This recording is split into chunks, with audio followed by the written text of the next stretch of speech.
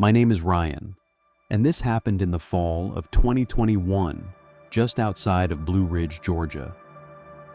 I was 28 at the time and working remotely as a graphic designer. After spending almost 2 years stuck in my apartment because of COVID, I decided I needed a break from city life. I rented a small cabin on Miller's Ridge through a vacation rental website. It wasn't anything fancy, but it was cheap, had decent internet, and was surrounded by miles of forest. My plan was simple: work during the day, hike a little, and enjoy the peace for 5 days. The nearest town was about 20 minutes away. The cabin sat at the end of a long gravel road with only 2 other properties nearby. One looked abandoned. The other belonged to an older couple who, according to the listing, only stayed there during the summer. When I arrived on a Thursday afternoon, everything looked exactly like the pictures online.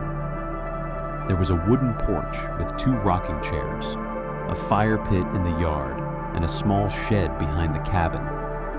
Inside, it had 1 bedroom, a tiny kitchen, and a living room with large windows facing the woods. It felt quiet, maybe too quiet. The owner had left a handwritten note on the counter telling me to lock the doors because black bears occasionally wandered through the area. That didn't bother me much. I'd grown up camping. By sunset, I had unpacked, made dinner, and answered a few work emails before watching a movie. Around 11, I shut everything off and went to bed. The first night was completely normal. The next morning, I drove into town for groceries. The cashier asked where I was staying. When I mentioned Miller's Ridge, she hesitated for just a second before saying, "Pretty isolated up there," I laughed. "That's kind of the point." She smiled politely, but didn't say anything else. I thought nothing of it. That evening, I grilled some burgers outside and watched the sun disappear behind the trees. The woods became incredibly dark once the light faded. There weren't any streetlights, no nearby houses, nothing. Just the sound of insects and wind moving through the trees. Around 10, I heard what sounded like footsteps on the gravel driveway. I looked through the front window. Nothing. I figured it was probably a deer. The sound stopped after a few seconds. I went back to watching TV. A few minutes later, I heard it again. Crunch, crunch, crunch. This time, it sounded closer. I walked to the front door and turned on the porch light. The driveway was empty. No animal, no person, just the gravel reflecting the yellow porch light. I stayed outside for almost a minute before shrugging it off. Maybe sound just traveled differently in the mountains. I locked the door again and went to bed. The next morning, I completely forgot about it. Friday was busy with work meetings. Around lunchtime, my internet suddenly disconnected. I walked outside to check the cable running into the cabin. Everything looked fine. As I turned back toward the porch, something caught my eye.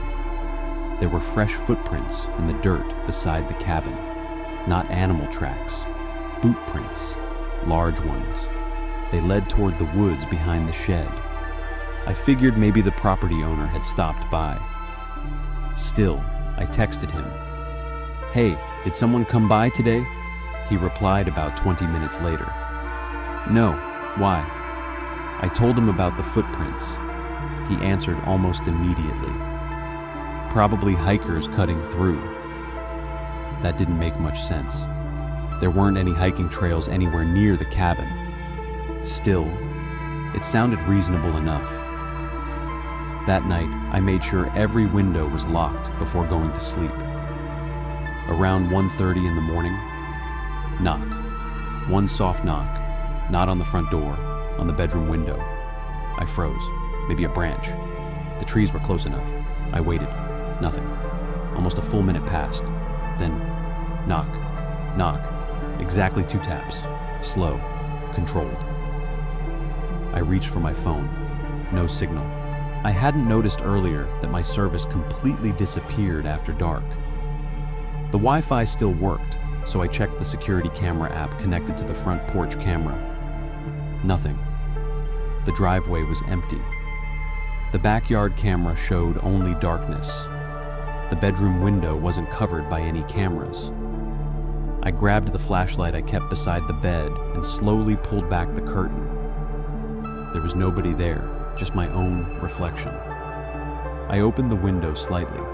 Cold air rushed inside. No footsteps, no voices, nothing. Eventually, I convinced myself it had to be a tree branch.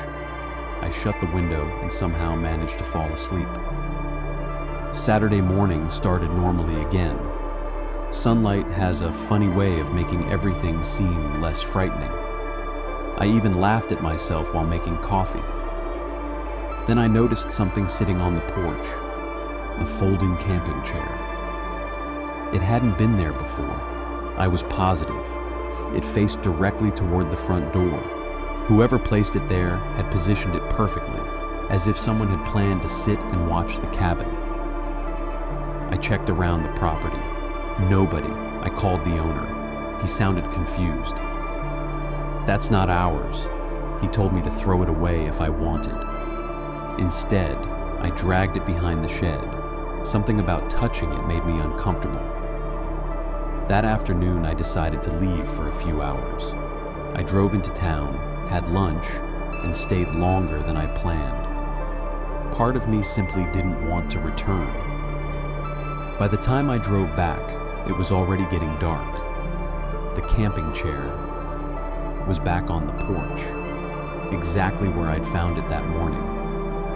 I stood in the driveway staring at it. I knew I had moved it. There was no way I imagined that. For the first time since arriving, I considered leaving early. I even packed half my clothes. Then I told myself I was overreacting. Maybe someone was playing a stupid prank. Maybe kids. I barely slept that night. Every little sound outside made me open my eyes. The cabin creaked whenever the temperature dropped, and every time it did, I checked the security cameras. Nothing. Just empty woods. By Sunday morning, I was exhausted. I almost packed my car and left, but I had work to finish on Monday, so I convinced myself to stay one more night. After breakfast, I walked around the property. The camping chair was still sitting on the porch.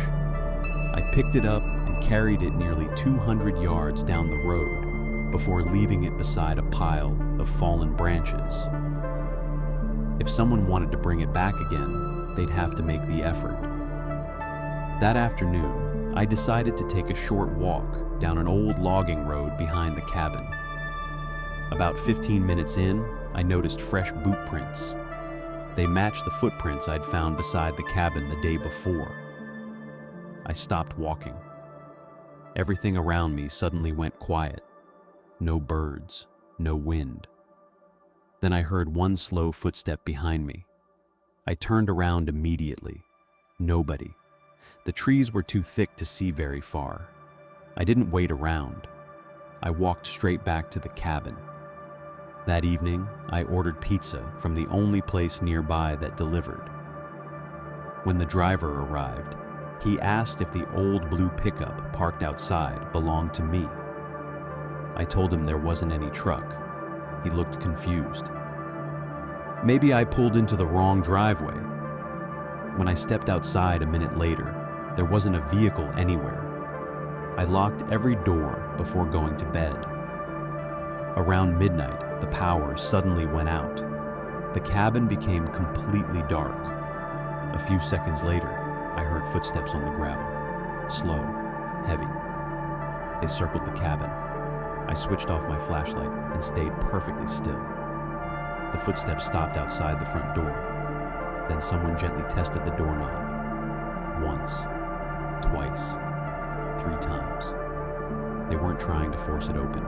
They were checking if it was locked. After a few seconds, the footsteps moved away. I grabbed my phone to call 911, but I had no signal. The internet was down too.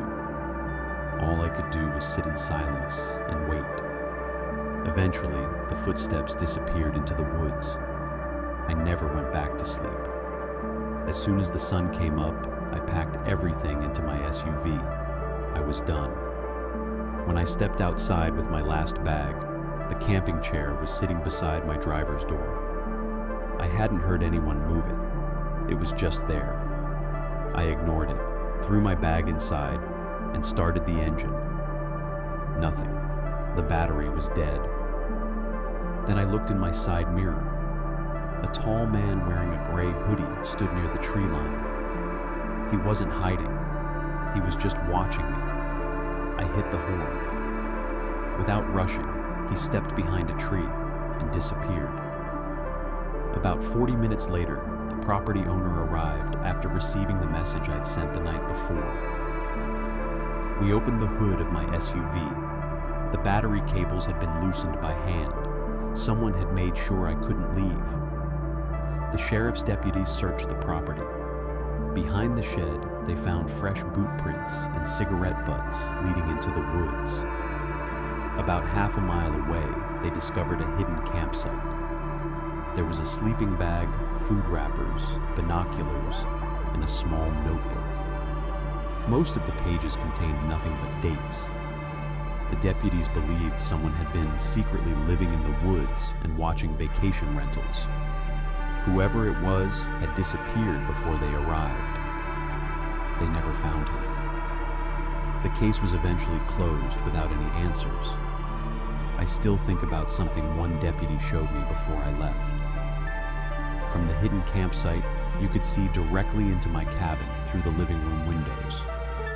Whoever had been out there wasn't just passing through. They had been watching me from the moment I arrived. I never rented another isolated cabin after that. And whenever I travel now, I don't just lock the doors. I look into the woods first, because sometimes the person you're afraid is outside your window has been there long before you ever arrived.